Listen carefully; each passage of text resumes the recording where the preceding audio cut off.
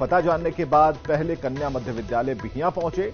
ACS ने कई class में घूम घूमकर छात्राओं की कॉपी चेक की और शिक्षक क्या पढ़ा रहे हैं इसकी जानकारी ली। इसके अलावा शिक्षकों की उपस्थिति, संसाधन, लैब और तमाम व्यवस्थाओं का भी उन्होंने जायजा लिया।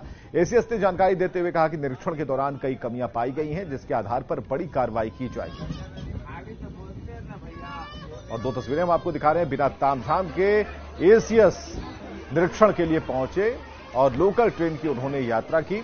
दूसरी तस्वीर है कि कन्या स्कूल पहुंचे और बिहिया स्कूल में जाकर जायजा लिया, क्लासरूम में पहुंचे और सबकी कॉपियां चेक की, क्या कमी है, किस तरीके की कमी है। और देखिए, सबसे बड़ी बात कि ट्रेन में जब सफर कर रहे थे तो लोगों से बात भी कर रहे थे।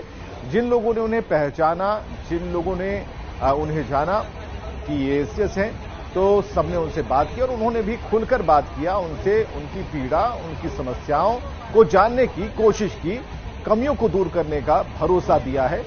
तो एक बढ़िया तस्वीर है। अगर इस तरीके से आम जन बनकर कोई खास आम सवारी पर निकलता है निरीक्षण करने, ये देखने कि सिर्फ हमारे पास फाइलें पहुंचती हैं, रिपोर्ट्स में सब कुछ बढ़िया होता है, लेकिन रिपोर्ट्स के इधर क्या जमीनी सच्चाई क्या है ये जानने के लिए आप समझिए कि उमस भरी गर्मी है, बारिश जरूर हो रही है, लेकिन इस बीच सिद्धार्थ लोकल ट्रेन में किस तरह से सफर कर रहे हैं। रजनीश हमारे साथ, हमारे संवाददाता फोन लाइन पर है। रजनीश, ये तो अलग ही अवतार है सिद्धार्थ का दिख रहा है।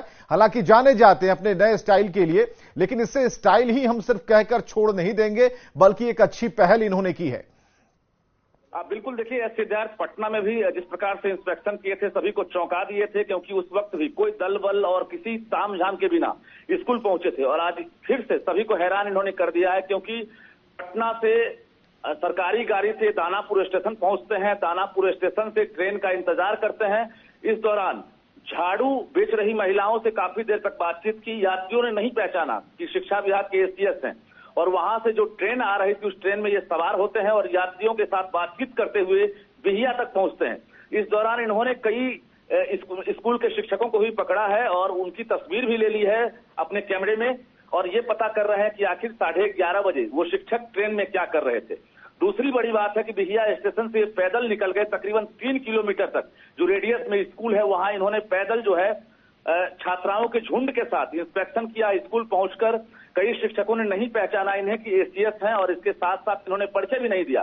स्कूल में लैब की व्यवस्था, पढ़ाई की व्यवस्था, बिल्डिंग की व्यवस्था और बच्चों से बातचीत कि आखिर कैसी पढ़ाई होती है। तो ये अंदाज जो है सिद्धार्थ को औरों से अलग बनाता है। निश्चित रूप से बिना कोई तामझाम, फूल माला से स्वागत और बिना किसी जानकारी के औचक निरीक्षण। इन्होंने न्यूज 18 से कहा भी था कि जब भी करूंगा औचक निरीक्षण करूंगा, लेकिन लोग अंदाज नहीं कर रहे थे कि ये अंदाज इनका होगा कि ट्रेन में सवार होकर और यात्रियों के बीच मुस्कुराते हुए, चाय विक्रेता से बातचीत करते हुए ये सफर कर लेते हैं। आगे और भी कई ऐसी तस्वीरें सामने आएंगी, क्योंकि इन्होंने साफ कहा है कि ऐसे ही चौंकाता रहूंगा। बढ़िया तस्वीर है, अभियान बढ़िया तस्वीर है रजनीश, बहुत बढ़िया तस्वीर है। और अगर सुधार होता है तो इससे बढ़िया कुछ नहीं हो सकता।